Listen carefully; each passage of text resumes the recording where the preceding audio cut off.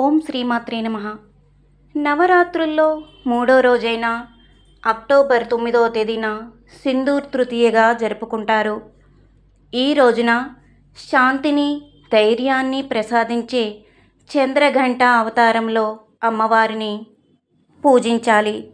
ఈ శక్తి రూపాన్ని తెల్లని చీరతో అలంకరిస్తారు. ఇదే రోజున గౌరీ వ్రతం కూడా చేస్తారు. భక్తులు ఈ రోజున బూడిద రంగు దుస్తులు ధరించాలి. చంద్రగంటకు శుక్రగ్రహం అధిపతిగా చెప్తారు. అమ్మవారు పులిపై ఆసీనులై తెలుపు రంగు దుస్తులను ధరిస్తుంది.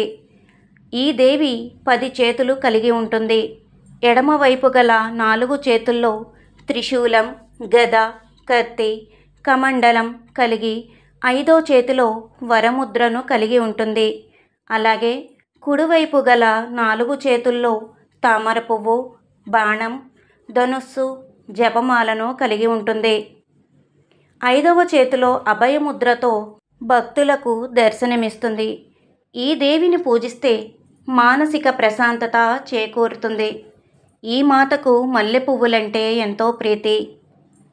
చంద్రఘంటాదేవి దుర్గాదేవి యొక్క వివాహిత రూపం. ఆమె చేతిలో 10 ఆయుధాలు ఉన్నాయి మరియు దుష్టశక్తులు మరియు రాక్షసులతో యుద్ధానికి సిద్ధంగా ఉంటుంది. తల్లి తన భక్తులకు క్షణంలో సహాయం చేస్తుంది మరియు వారి బాధలను తగ్గిస్తుంది. చంద్రుని గంట శబ్దం విశ్వాసుల మార్గంలో వచ్చే అనేక దుష్టశక్తులను ఉపశమనం చేస్తుంది మరియు వారికి ఆనందం మరియు శాంతి జీవితాన్ని ఇస్తుంది.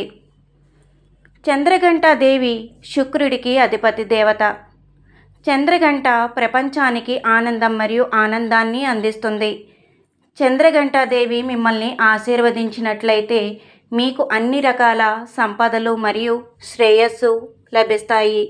ఇంట్లో ఎప్పుడూ ఆహార కొరత ఉండదు.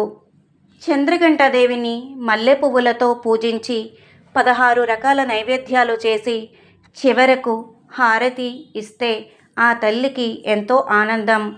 చంద్రఘంటాదేవి యొక్క స్తోత్రం.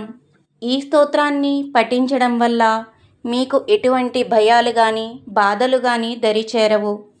ఆపదుద్ధారిణి త్వం జీ ఆద్యాశక్తి శుభపరం అణిమాది సిద్ధిదాత్రి చంద్రఘంటే ప్రణమామ్యహం. చంద్రముఖి ఇష్టదాత్రి ఇష్టం మంత్రస్వరూపిణి ధనధాత్రి ఆనందదాత్రి చంద్రఘంటే ప్రణమామ్యహం. నానారూపధారిణి ఇచ్ఛామయీ ఐశ్వర్యదాయిని సౌభాగ్యరోగ్యదాయిని చంద్రఘంటే ప్రణమామ్యహం. ఇది శ్రీ చంద్రఘంటా స్తోత్రం సంపూర్ణం. నా వీడియో కనుక మీకు నచ్చినట్లయితే లైక్ చేయండి, షేర్ చేయండి, సబ్స్క్రైబ్ చేయండి.